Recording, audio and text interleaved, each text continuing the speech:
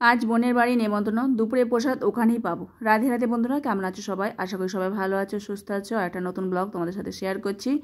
এই যে রেডি হয়ে গেছি, আমার তো রেডি হয়ে গেছে। জয়িতা এখন জামা কাপড় পরবে, কিন্তু ও আজকে বলছিল শাড়ি পরবে। আমিও যদি শাড়ি পরেছি, আর ও বলছে মা আমিও শাড়ি পরবো, কেননা যেহেতু বড় হচ্ছে দিনে দিনে, তো একটু তো সাজগোজের ব্যাপার আলাদা হবেই। তো এখন আমি বললাম যে শাড়ি পরলে দুজনে মিলে একইভাবে বাইকে উঠতে পারবো না শাড়ি পরে। তো বললো ঠিক আছে, তাহলে আমি ঘাগরা পরি। ও গোপী ড্রেস পরছে, তো আমি ওকে রেডি করে দিয়েছিলাম যেভাবে গোপী ড্রেস পরে সেইভাবে। তারপরে দুজনে মিলে রেডি হয়ে গেছি। গোগো যাচ্ছে না, কারণ গোগোর পরীক্ষা চলছে, তার জন্য ও রয়ে গেল। আমি, প্রভুজি আর জয়িতা এখন বেরোবো, বোনের বাড়ি যাচ্ছি।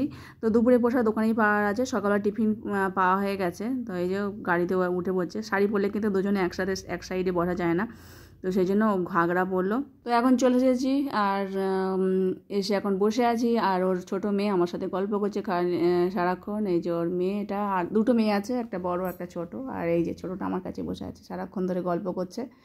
আর শরবত দিয়েছিল, তার সাথে চিপস দিয়েছিল, সেগুলোই প্রসাদ পাচ্ছি। আর অনেক দিন ধরে বলছিল মাতাজি এসো, তো সময় হয় না, তাদের ছুটি ছিল, আর সেই জন্য চলে এলাম। আর ওরা নতুন ভক্তিপথে এসেছে, আর ভগবানকে ভোগ নিবেদন করে প্রসাদ পাচ্ছে, তাই আমাদের বলছিল অনেক দিন ধরে নিমন্ত্রণ করেছে, যা আসা হচ্ছে না। তো আজকে সময় পেয়ে চলে এসেছি।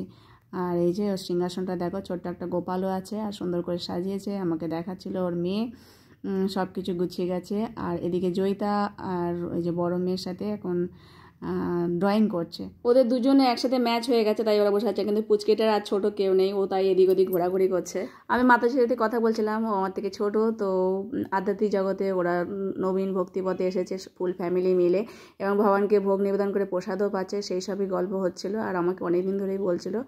আর যেহেতু আধ্যাত্মিক জগতে ও গুরুদেবের শিষ্যা হবে, তো সেই অর্থে আমার ছোট বোন রান্না বান্না করছিল, করা হয়ে গেছে। এখন এই লুচিগুলো ভাজে, ভগবানের গরম গরম সেবা দেবে বলে, তাই লুচিগুলো এখন করে নিল। তারপর ভগবানকে ভোগ নিবেদন করে সবাই মিলে প্রসাদ পাবো। তো ভগবানের জন্য অনেক কিছু রান্না করেছে, তো ওর হাতের রান্নাও খুব সুন্দর, এত সুন্দর রান্না করেছে বলার মতো নয়। তো আজকে রান্নার মধ্যে করেছিল, এখানে বাটিতে আছে বাটার পনির, ফুলকপির রোস্ট করেছিল, এই যে রসা মতো, আর তার সাথে চাটনি, আমসত্ত্ব, খেজুর কিশমিশের চাটনি, মিষ্টি ছিল, আর পোলাও ছিল, সাথে লুচি, একটা আলুর সবজি, বেগুন ভাজা, চাটনি, পাঁপড় আর শসা, সব কিছু মিলিয়ে অনেক সুন্দর ভোগ নিবেদন করেছিল ভগবানকে, আর সেটাই প্রসাদ পাচ্ছি। এই উনি নিয়েছি এখানে আবার দিয়েছি, ওটা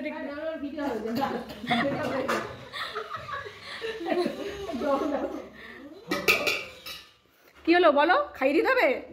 তাহলে কি চাইছো? ও ও চাটনি পাপড় দাও আগে। ও ছিঁড়ে দিতে? আচ্ছা দিচ্ছি দিদি।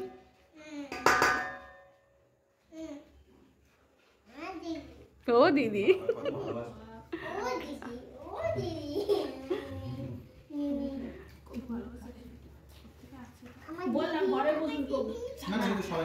এত কিছু খাওয়া দাওয়া করে একটু রেস্ট নিয়ে তারপরে কথাবার্তা বলে একবারে সন্ধেবেলা বাড়ি এসেছি।